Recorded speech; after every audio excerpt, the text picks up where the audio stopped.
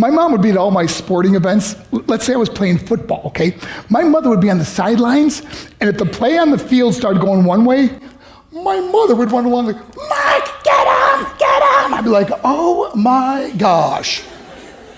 I'd get in the huddle with the other guys. They go, Mark, is that your mother? I go, no, I never saw her before in my life. See, the greatest gift my mother ever gave me, she believed in me. I have overdosed on drugs on 3 occasions where I should have been dead. But I believe I was kept here for a reason. You show me your friends, I will show you your future. How do I know this? I hung out with losers, and I became the biggest loser of them all because I gave up everything I dreamt about as a little boy because of who I chose to surround myself with. My friends would drive me home at 2, 3, 4 in the morning. We'd be drunk and high, laughing in the car. We'd pull up in front of my house in New York. They go, Mark, the light's on. I go, oh man, my mother's up. See, my mom wouldn't go to bed until she knew her son was still alive. I'd walk in, she'd say, hi Mark, how was your night? I go, it was good, Mom, I'm just gonna go to bed. She goes, can I talk to you for a minute? I go, Mom, I'm tired, I'm just gonna go to bed. She goes, Mark, I haven't seen you all day and all night. Can I please talk to you? I said, man, just leave me alone. You bug me. I'd slam my bedroom door on the one person who believed in me. I was on a worldwide tour and we were wrestling overseas in Japan. After my wrestling match, I went upstairs in my hotel room and I fell asleep. There was a knock at my door at 3 o'clock in the morning. I got out of bed and I looked through the safety window and I could see it was a Japanese promoter. So I opened the door and he said, Mark, you need to call home. There's been an emergency. I went and got on the hotel room phone. I called back to the United States. I said, hey, what's going on? They said, Mark, I don't know how to tell you this. I said, just tell me what happened. I suddenly started crying. They go, Mark, I can't tell you. I said, just say it. They said, Mark, your mother died. I just threw the phone down. I ran out of my hotel room.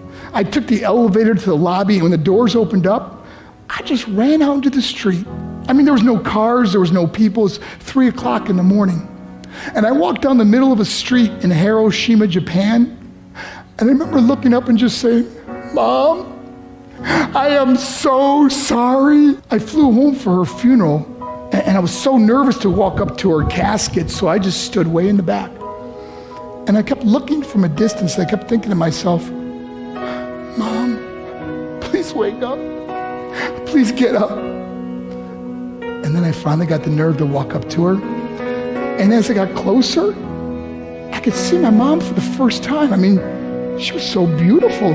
She was dressed in white. I mean, she looked like an angel. And I just stood over and I said, Mom, you are my hero. Everything I am, everything I hope to be was because of you. You loved me so much. You gave me a life. You're the only one that ever believed in me. How did I repay her? By getting drunk, by getting high, by getting stupid, by hanging out with losers? For what? All she ever wanted to do was talk to me. I wish I could talk to you now, Mom. I wish you could see what I'm doing. Why couldn't I have been a better son?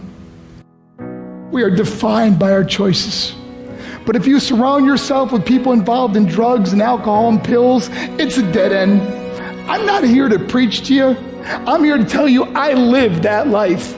It leads to broken hearts, broken relationships, broken dreams, and death. For what? To get high? If you have a mother or a father, when you go home, tell them how much you love them.